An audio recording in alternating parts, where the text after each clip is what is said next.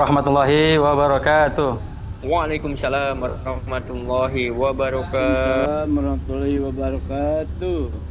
Alhamdulillahilladzi fadlana ala katsirin min ibadihil mu'minin. Asyhadu an la ilaha illallah wahdahu la syarikalah, al-malikul haqqul mubin. Asyhadu anna sayyidina Muhammadan abduhu wa rasuluhu shadiqul wa'dil amin. Allahumma shalli wa sallim ala sayyidina Muhammadin wa ala alihi wa ashabihi ajmain. Ilahi anta maqsudi wa ridhaka matlubi. Atini mahabbatak wa ma'rifatak wa atini ma'aka abada. Di hadapan guru agung kita bangsa bahwa sallallahu anhu wa qada sallallahu al-fatihah. A'udzubillahi minasyaitonir rajim. Bismillahirrahmanirrahim. Alhamdulillahirabbil alamin arrahmanir rahim maliki yaumiddin. Iyyaka na'budu wa iyyaka nasta'in. Ihdinas siratal mustaqim. Shiratal ladzina an'amta 'alaihim ghairil maghdubi 'alaihim waladdallin. Yang saya muliakan para wakil talqin yang dihadirkan oleh Pengarsa Baos Al-Mukarram Kiai Lukman Soleh Mukhtar SAG, Al-Mukarram Kiai Tamsir Sarwendo, Al-Mukarramah Pengarsa Umi, Al-Mukarramah Haja Teteh Susi si milik kita SH MKN, para pemangku manakib ikhwan akhwat seluruh dunia, para petugas manakib ikhwan akhwat rahimakumullah. Dalam kitab Fadhalus Syuhur Al-Faslul Hadi Asyara fi Dzulqa'dah, pasal yang ke-11, itu sekarang ini adalah bulan Dzulqa'dah. Lihaza syahri sama niyatu ahrufin. Pada bulan ini ada 8 huruf ya. Az-zalu wal waw wal alifu wal lamu wal qafu wal ainu wad dalu wal hau. Adapun huruf yang pertama, fa'am madzalu fi syahri az-zauq. Maka huruf yang pertama adalah huruf zal. Zal ini guru agung kita dalam kitab Fadhalus Syuhur menjelaskan tentang az-zauq. Apa itu zauq? Guru agung kita menjelaskan waz-zauqu huwa nuru ma'rifatillahi azza wa jalla yukzifuhullahu ta'ala bitajallihi fi qulubi awliyaihi yufarriquna bihi bainal haqqi wal batil. Idza kana al-qalbu hayyan bi nurut tauhid wal ma'rifati allamahu ma yujibu saqawatuhu wa abrahu ma yujibu sa'adatuhu. Kata guru agung kita, zauq itu mananya rasa. Apa itu rasa? Kata guru agung kita adalah cahaya ma'rifah Allah yang dia berikan melalui pengungkapan dirinya atau tajalli di dalam hati-hati kekasihnya, yang mereka membedakan antara yang hak dan yang batil. Oleh karena itu, apabila hati telah hidup dengan cahaya zahid dan ma'rifah, maka Allah akan mengujinya dengan kesengsaraan dan menggembirakannya dengan kebahagiaan yang semestinya. Ikhwan akhwat rahimakumullah, para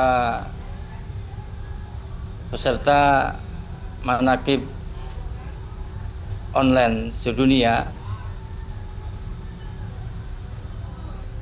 dalam tasawuf ya, pancaran hakikat tidak akan tercapai dengan pengetahuan saja,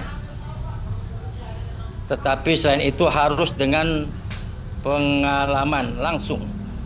Jadi ada ilmu dan amal. Makanya dalam kitab Pengersa Abah juga dijelaskan dalam kitab Fadlus Syuhur, Syekh As-Sazili mengatakan, malam yataghalghal fi ilmina hadza, ya, mata musyiran alal kabair bahwa la yash'ur. Jadi barang siapa yang tidak menyibukkan dirinya kepada ilmu tasawuf ini, ya, maka dia akan ya mati dalam apa namanya, perbuatan dosa, dan dia tidak mengetahui dan dia tidak menyadari, katanya. Ikhwan rahimakumullah, Imam Al-Ghazali, ya, sebelum menjadi seorang sufi adalah seorang guru besar di Universitas Nizamiyah, pemikir, filosofi, ahli kalam, ahli fikih, dan ilmu-ilmu yang lainnya.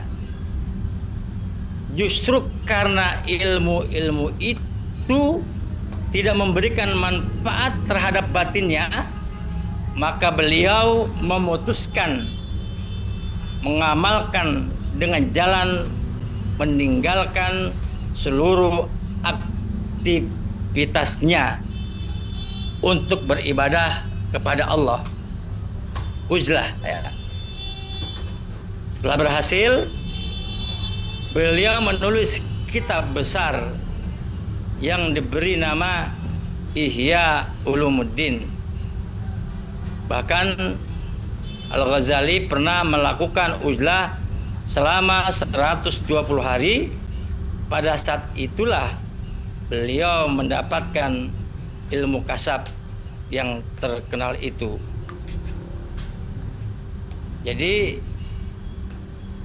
kisah Al-Ghazali menjelaskan bahwa ilmu yang banyak belum tentu memberikan manfaat jika jiwa belum mempunyai zauq, ya. Jika jiwa belum menggantungkan secara penuh hanya kepada Allah. Makanya beruntung sekali ikhwan akhwat rahimakumullah, kita dipertemukan oleh Pangresa Abah Awas hanya dengan talqin saja. Maka ilahi anta maksudi waridaka matlubi atini mahabbataka wa ma'rifatak. Kita semuanya hanya menggantungkan sepenuhnya kepada Allah Subhanahu wa ta'ala.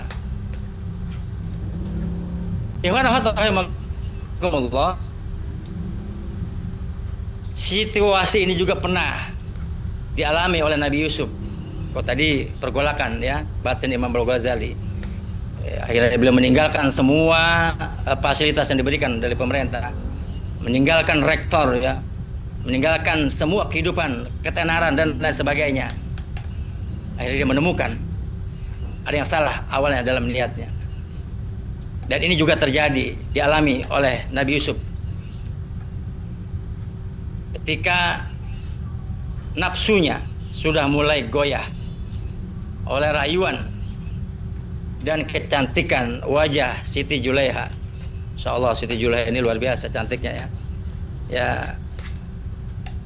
Beliau mengakui ketidakmampuannya menerima godaan nafsunya. Ya. Inna nafsa la'amaratun bisu, ya. Dan situasi yang sangat mencekam batinnya itu ditulis dalam Al-Qur'an surah 24, ya. Yang terjemahannya, sesungguhnya wanita telah bermaksud melakukan perbuatan itu dengan Yusuf, dan Yusuf pun bermaksud melakukan pula. Ya normal, Nabi Yusuf seorang pemuda yang ganteng, normal melihat orang wanita yang cantik. Ya normal, ya. Jadi kalau ada pria yang tidak apa namanya, ya, perlu dipertanyakan kalau tidak senang kepada wanita cantik, ya. Tapi Yusuf adalah seorang yang normal. Sama, ada keinginan yang sama untuk melakukan itu. Andai kata dia tidak melihat burhan dari Tuhannya, demikian agar kami memalingkan daripadanya kemungkaran dan kekejian. Sungguhnya Yusuf itu termasuk hamba-hamba yang kami ikhlas atau berserah diri. Ikhwan akhwat rahimakumullah. Jadi kisah Yusuf ini, Yusuf terbebas dari konflik batinnya dikarenakan Allah telah mencabut rasa nafsunya yang bergejolak pada saat itu. Dia mengaku tidak kuat melawan nafsunya. Kemudian dia berserah diri kepada Allah. Saat itulah Tuhan memberikan ilmu kasab berupa burhan atau hidayah, sehingga sifat keji dan mungkar lenyap dalam hatinya, bukan karena usaha mencegah dari perbuatan itu, akan tetapi karena tuntutan dan inayah dari Allah Subhanahu wa taala. Ikhwan akhwat rahimakumullah. Jadi Ihya Ulumuddin, rangkaian pengalaman batinnya Al-Ghazali itu tulis dalam kitab Ihya Ulumuddin. Itu bukan hasil dari pemikiran dan gagasannya. Oleh karena itu, kita tidak bisa melakukan amalan yang seperti yang ditulis Al-Ghazali kecuali turut memasuki jalan rohani secara benar. Apalagi hanya diseminarkan dan menjadi kajian-kajian di tempat-tempat mewah. Maka ikhwan akhwat rahimakumullah, ketika kita sudah mendapatkan hak takin zikir dari Pangresa Aba Aos, maka kita Fadailus Suhur yang ditulis oleh Pangresa Aba Aos sebagai dalil, ya, Aba Aos sebagai dalil, dan dituliskan, ya, ilmu dan amal beliau dalam kitab Fadailus Suhur yang luar biasa ini. Karena beliau sudah mengalami, guru agung kita sudah mengalami, dan kita jika ingin mengalami, kita harus masuk dengan mendapatkan hak talqin zikir dari guru agung kita Pangresa Aba Aos radhiyallahu anhu wa qadasa sirrahu. Kurang lebihnya mohon dimaafkan. Wassalamualaikum warahmatullahi wabarakatuh. Waalaikumsalam warahmatullahi wabarakatuh. Mohon Kiai. Shalli ala nabi